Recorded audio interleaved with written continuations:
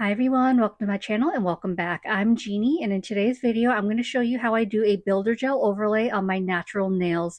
So as you can see, my right hand is all prepped and ready. I've removed my previous builder gel overlay and we're going to start fresh. So I'm using a builder gel from All Powdered Up. This is BG03. It's the most gorgeous glittery pink. Normally I just wear a clear overlay and just do a mani on top of it, but I decided to switch it up. So if that sounds like something you're interested in, stick around and we're going to get into it. I already prepped my cuticles off camera, so I'm starting with step one prep. This is essentially a dehydrator. So I want to make sure that my nails are properly dehydrated and there aren't any excess oils on my nail bed. Any excess oils that are left on your nail bed can cause lifting, and when you have lifting, moisture could get trapped under there between your natural nail and the overlay, which can cause greenies. So you want to be really careful with prep. Make sure your nails are thoroughly dehydrated. After my nails are dehydrated, I'm going to apply a layer of gel base to all my nails. I always do this step and I highly recommend you don't skip it. Even if a brand's instructions don't say you have to apply a layer of base gel first, some say that it's not necessary. I always find it necessary and I never skip it. It helps with adhesion for longevity of your builder gel overlay. So once I have the base gel on all my nails, I cured them for a full 60 seconds. So now I'm going in with BG03, starting with my thumb. So what I'd like to start with is a thin layer on my natural nails, and I'm going to leave it wet. I'm not going to cure it.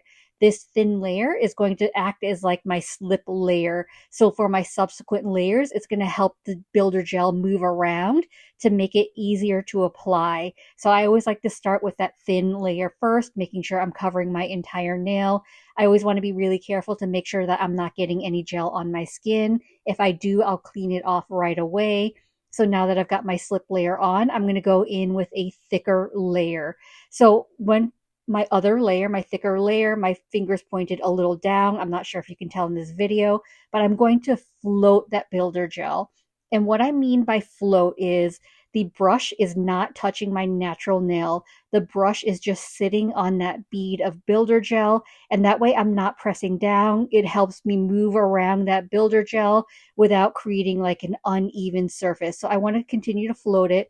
I will push up the builder gel to get closer around my cuticle area and sidewalls, but it's a little more difficult to get as close as you want with a brush in the bottle. So then I always like to take a liner brush. You can use any liner brush as long as it's thin, and then I will use that to move around the builder gel to get closer to my cuticle area and sidewalls to clean up those lines a little bit more.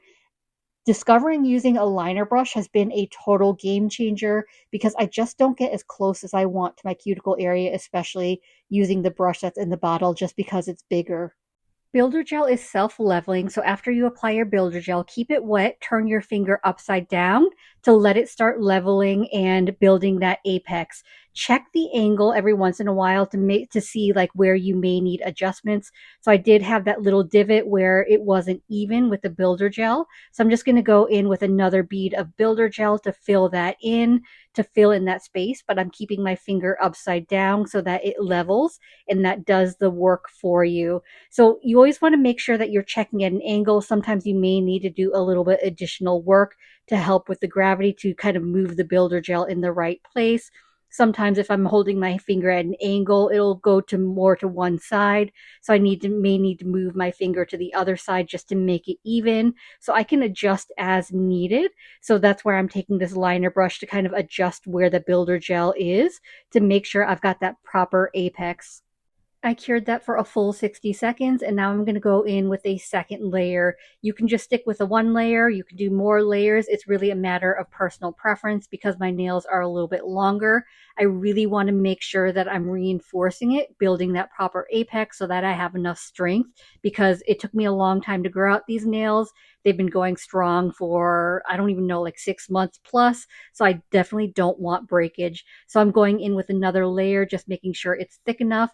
And the reason why I'm doing these in kind of layers and curing in between is because the thicker your builder gel is, the more likely you are to get heat spikes. And if you've experienced the heat spike, you know that they're painful.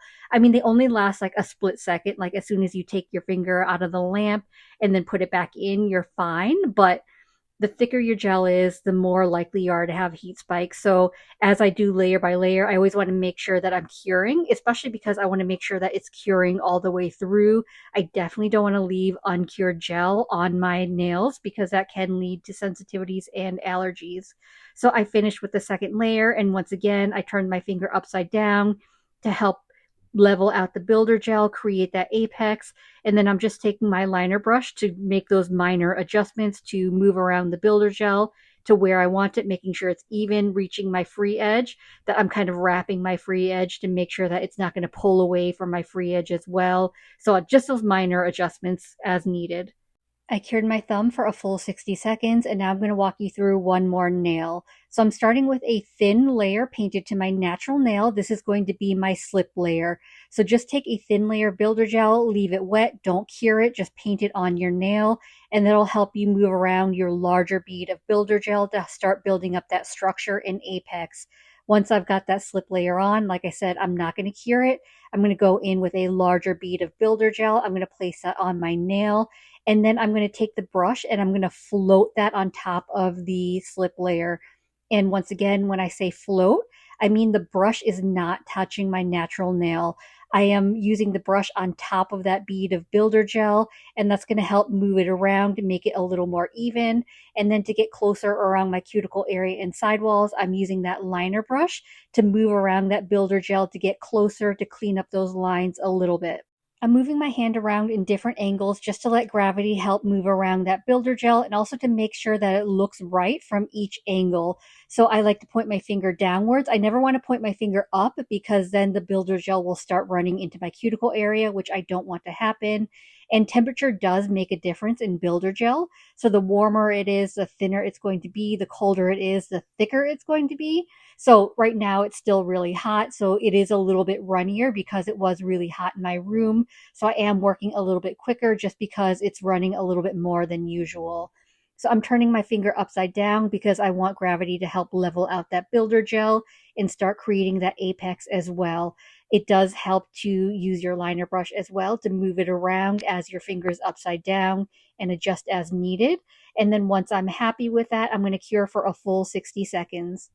I prefer to apply my builder gel a little bit thicker, and that way I have the correct thickness. So after I cured my first layer, I'm going in with the second bead just to build that up a little bit more. If it is too bulky, which generally it always is, I file down, and that way I ensure that I have the structure that I want. And I'd rather file down rather than trying to add more afterwards, because then it's harder, because then I have to add more gel base and then the builder gel, and it just takes a little bit longer. So I'm going ahead, I applied that second bead, I'm adjusting it using my liner brush, and then I'll turn my finger upside down, let that level, and then I'll cure that for a full 60 seconds as well.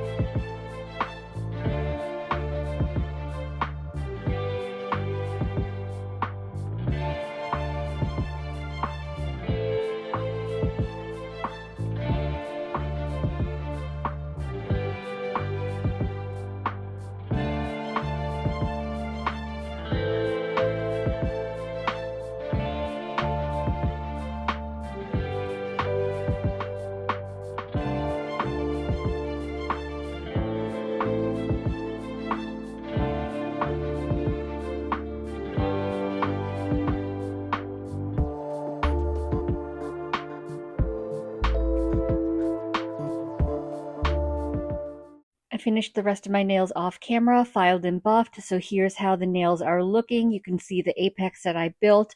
I didn't want too high of an apex, but I did want at least some because my nails are a little bit longer. But now that that's all done, we're going to top coat. So before I go in with gel top coat, I apply a layer of gel base first.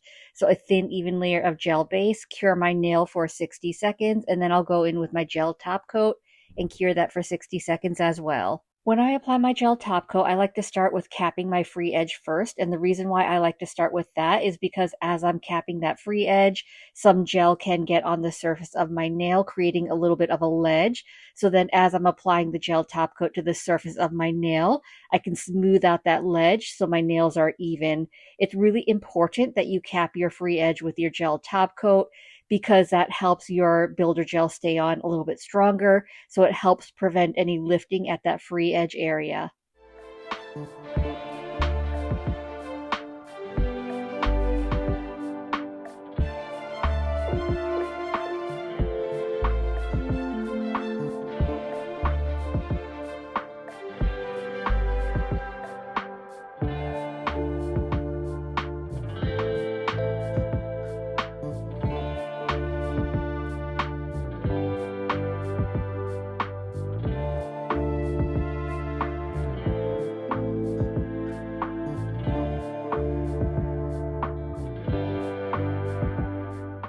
And as always, I'm going to finish off my mani by rehydrating my cuticles with my Scales of a Mermaid cuticle oil.